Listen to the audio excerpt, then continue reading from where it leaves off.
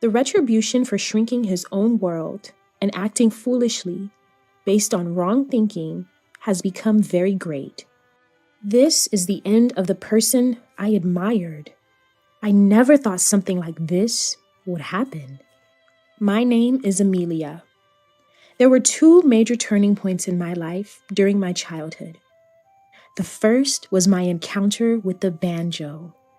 In the 3rd grade, I happened to come across a TV feature about the banjo. I thought it was so cool that I couldn't bring myself to change the channel. Then, the sound that it made enveloped me. The energetic and rhythmic sounds became more and more intense, turning into a torrent. I continued to stare at the TV screen, even after the broadcast had ended. I was captivated by the world of the banjo in a daze. It was then that I decided I would play the banjo too. After convincing my parents, I started attending banjo lessons, beginning my journey with the banjo. It was the start of what would become my lifelong pursuit. By chance, I joined a banjo school of a certain style near my home. The banjo is often used in bluegrass music, a genre influenced by traditional folk music, with varying styles and techniques developed in different regions. Another turning point came suddenly in the 6th grade. About 2 hours after having dinner with my family, I suddenly felt sick and vomited. My eyelids swelled, my throat itched, and I felt difficulty breathing. Alarmed by my sudden condition, my parents called an ambulance, and I was taken to the hospital for treatment. It turned out I had developed a shellfish allergy. Indeed, we had crab and shrimp for dinner. Boiled crab and shrimp chili, my favorites, made for an exciting dinner. Allergies can sometimes suddenly manifest after being dormant. My favorite foods had become my worst enemies in that moment. This allergy, showing typical immediate type food allergic reactions, persisted into adulthood without developing any tolerance. Eating these foods was essentially ingesting poison. Despite longing for my once favorite foods, I couldn't return to them. Regular allergy tests showed no signs of improvement. Checking ingredients before meals became a tedious task. While my diet faced restrictions, my banjo skills improved significantly. I was a 3rd grader when I started playing, and when I was in the 6th grade, I brilliantly won 1st place in the junior division of a contest. For middle school, I chose a school with a banjo club and was successfully admitted, even though it was a bit challenging for my academic level. But I managed through hard work and determination. I really wanted to attend this school. Its banjo club was renowned nationwide, and the instructor was a famous figure in the banjo world. I joined the club as soon as I enrolled, being the first choice. The person who welcomed me was the instructor, the prominent musician Evelyn. She belonged to the same banjo school as I did, and had been a judge in the contest where I won 1st place. Under Evelyn's guidance, I started exploring the banjo world with new friends. During my middle school years, we achieved national victory. We competed fiercely against strong schools, barely winning by a small margin.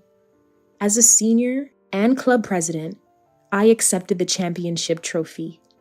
At the celebration party, generous supporters sent over a splendid crab. I must have looked troubled, noticing which, Evelyn asked what was wrong. I explained my allergy. Evelyn seemed to learn about shellfish allergies for the first time and immediately started searching on her cell phone. After a quick check, she expressed her unawareness. She mentioned how her son loved crab, saying she never imagined a favorite food could become poisonous for someone. Thankfully, there were plenty of other delicacies at the party, so I was satisfied. I suppressed the memory of my love for crab, sealing away the desire to try it again. The pain and distress from allergic reactions were too familiar, creating a strange and unpleasant feeling. In high school, I continued to hone in on my skills in the banjo club, achieving 3 consecutive national championships. The 3 consecutive wins set a new record for the competition. I also achieved 3 consecutive victories in the individual category, maintaining the top position in high school banjo playing. After graduating high school, I went on to university. When I thanked Evelyn for her 6 years of guidance, she smiled and said it wasn't a goodbye, as we were from the same school of banjo and would likely collaborate again. In university, I continued playing the banjo. I got involved in activities to expand the world of banjo, further intensifying my involvement within our school. In my 3rd year of university, Evelyn transferred to our school studio as the head. Evelyn, too, had continued to excel and solidify her position within our school during this time. Thus, we started working together again. Once, Evelyn sprained her ankle. Her foot swelled up, making it difficult to walk. She was rubbing her painful foot, calling for a ride. The person who arrived was a man, about my age, introduced as Evelyn's son, Oliver. Together, we supported Evelyn and took her home. As we were about to leave, after laying Evelyn down, Oliver invited me to stay for coffee. While having coffee, I learned a lot about Evelyn from Oliver. Evelyn had divorced her husband, Jackson, 10 years ago, raising Oliver alone. The divorce was due to Evelyn's intense focus on the banjo, leading to neglect at home and worsening their relationship. Evelyn had promised to raise Oliver well to gain custody, and she did just that. Oliver remarked that it's great to have passions, but losing sight of everything else isn't good. He said he regularly meets and communicates with Jackson. Oliver, who loves crab, jokingly said that despite his parents often treating him to it to get his attention, he gets tired of the crab attacks. I recalled Evelyn once mentioning her son's love for crab. I shared my allergy story with Oliver, how it suddenly developed, the severity of the symptoms, the struggle with memories from when I loved those foods, and the lack of improvement despite allergy tests. Oliver empathized, saying it must be tough to have your favorite food turn poisonous. He wasn't sure how he'd cope if it had happened to him with crab. He hoped I'd recover soon and be able to enjoy it again. Oliver's kindness and generosity led us to meet and talk regularly. Oliver, a university student a year ahead of me, chose a major trading company for his career, aspiring to introduce wonderful products from around the world to Japan. His eyes sparkled as he talked about his dream, which made my heart flutter. The following year, as I graduated from university, I got a job at our school's association office. I continued to play the banjo while working there. The office accepted my wish to juggle both roles. I worked towards polishing my banjo skills and increasing its social recognition. Evelyn's support was instrumental in this job opportunity. She recommended me for my banjo skills, passion, and business management knowledge from university. One day, Oliver invited me out to celebrate my graduation and new job. He had successfully led a major project at work and earned high praise. I suggested celebrating with crab, but Oliver said it would be dull for me as I couldn't eat it, and he wouldn't enjoy it either. Instead, he took me to an upscale Chinese restaurant, ensuring the menu was without shrimp or crab. He mentioned Jackson had recently treated him to crab in celebration. Oliver and Jackson still keep in touch, and Jackson seemed to care about Evelyn. As our meal was ending, Oliver earnestly proposed to me, wanting to start a relationship with marriage in mind. He understood I was busy with my new job, so there was no rush, but he expressed his desire to build a family with me in the near future. His seriousness moved me, and I found myself tearing up. I had fallen for him more than I realized, and so we became engaged. My parents liked Oliver and were happy, and Evelyn was overjoyed, unable to hide her surprise. I heard that Jackson was also pleased. I thought I should probably meet Jackson soon. About a year later, as my work and banjo activities were going smoothly and Oliver's career was picking up, we got married. Our wedding reception featured a special menu without shrimp and crab, which was delicious and extravagant, receiving high praise from the guests. I met Jackson for the first time then. He seemed kind and reliable, much like Oliver. Jackson appeared more nervous than us, the bride and groom, as it had been a while since he last saw Evelyn. We set up our new home near Oliver's family and started our married life. I continued to progress in both my job and banjo playing, achieving great results. Oliver was also succeeding in his work, establishing his position in his department. Though we were both busy, we cooperatively managed household chores, living happily each day. Evelyn was getting more administrative work within the school, struggling to find time for her own practice, which seemed to cause her anxiety and impatience. Our relationship remained good after my marriage. Though we were teacher and student, colleagues, and had become like family, I felt our relationship was changing, slightly due to Evelyn's recent restlessness. Later, I began teaching as well as performing, recognized by the association for my skills. Oliver was thrilled for me, and Evelyn seemed happy too, but her reaction was somewhat subdued, which concerned me. 1.5 years into our marriage, 2 significant events occurred. The first was my pregnancy, revealed during a medical checkup for recent ill health. Oliver and I were expecting a new member of our family. Oliver was overjoyed, nearly in tears, literally jumping for joy. I was in disbelief about becoming a mother, smiling at the thought of our child. The second event was my selection as the representative for our banjo school in a biennial banjo performance competition. This event, where selected players from each school compete, is a significant event to showcase skills and the reputation of the school. Evelyn was also considered for the competition and showed interest, but I was chosen and she was not. Whether this was the cause, I couldn't be sure, but Evelyn's attitude towards me became colder and more distant. I hoped it was temporary and maintained my usual approach to her, thinking the baby might help mend our relationship. Around this time, Oliver got a promotion. Successfully completing projects and expanding profits, he was appointed as a department head, the youngest to do so. I was feeling utterly happy with all these joyous events. Evelyn invited us to a dinner to celebrate these occasions. I was pleased that Evelyn, who had been a bit distant recently, made the suggestion, and Oliver and I happily accepted. Oliver was delighted too, and jokingly said he had a surprise planned, though I had no idea what it could be. On the day of the celebration dinner at Oliver's family home, the table was filled with various dishes. When I saw all the dishes, I froze in shock. This was because the crabs were placed in their respective places. Evelyn, I can't eat crab. I know. This is prepared for Oliver. Yours is special, so it's okay.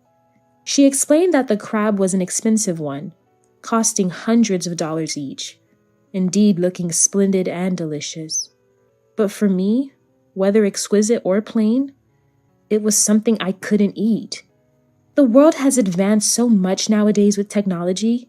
There's fake food that's very close to the real thing. This is, imitation crab, kanikama. Alternative foods have been evolving, and among them, imitation crab, or kanikama, has reached a point where its appearance and taste are indistinguishable from the real thing. Evelyn wanted me to experience the feeling of eating crab to alleviate any frustration. Oliver was initially surprised to see the crab on the table, but after hearing Evelyn's explanation, he suggested that I relax and enjoy. I agreed to Evelyn's proposal and sat down, and the celebratory meal began. Even knowing it was kanikama, I hesitantly tried a bite. Indeed, it did seem just like the real thing, reminding me of the taste from long ago. I realized this was the flavor I had longed for but couldn't have. I was astonished by the quality of the modern kanikama. Seeing me, Oliver seemed happy too. Wanting to experience the taste again, I took another bite, but immediately spat it out, feeling something was off, and threw all the crab on my plate into the kitchen trash. Oliver was shocked. "Why are you wasting food like this? It's just imitation crab, and my mom prepared it, especially for you."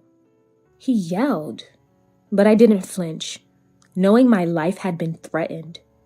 "This is not kanikama. It's real crab." Oliver, confused, checked the crab in the trash and muttered in realization. He confronted Evelyn, asking what this meant. Evelyn, flustered, repeated excuses like it might have been mistakenly mixed or wasn't clear. After 30 minutes after I first tried the crab, I developed hives and inflammation in my mouth. Clearly, it was an allergenic reaction. I spat it out immediately, yet I'm in this condition. If I had swallowed it, it wouldn't have ended well. Plus, I'm pregnant.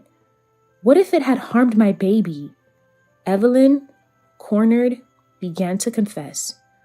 "I was upset that you were thriving in banjo and selected for the competition while I was left out. I wanted to separate you and Oliver, and with a baby, it would have been much harder. So, I wanted to make you suffer and cause a miscarriage," she admitted. Hearing Evelyn's selfish reasoning, I was trembling with anger and sadness over her betrayal. Oliver was furious at her folly. Then, someone entered the room. It was Jackson. Apparently, he had heard everything from outside. "What you did is akin to attempted murder. There's no excuse for such selfish reasoning." As I was surprised by Jackson's sudden appearance, Oliver explained. "It was supposed to be a celebration, so I invited Dad as a surprise. He was concerned about Mom, and it seemed like a good opportunity." Evelyn, overwhelmed by Jackson's unexpected arrival, collapsed to her knees. Even if she didn't intend it, what she did was life-threatening for me. Jackson, a lawyer, asked if I wanted to press charges. In such a serious case, an immediate arrest would normally follow, but since it wasn't public, my decision as the victim was respected, saying it was legally questionable for him to offer such a choice. He admitted he was unfit as a lawyer. Considering the kindness Evelyn had shown me since middle school and the safety of my baby and me, I declared I wouldn't press charges, but would cut ties with her from that day. It was a decision made without Oliver's agreement, but he nodded in approval. Evelyn just wept. No amount of tears could undo her foolish actions. Under Jackson's watch, Evelyn was to seek rehabilitation. His intention wasn't to supervise her, but to rebuild their relationship. Yet, it ended up this way. Unswayed by emotions, I calmly reported the incident to the association. The leadership, caught off guard by a senior member's misconduct, deliberated and decided to dismiss Evelyn. It was necessary to free Evelyn from her obsession with the banjo.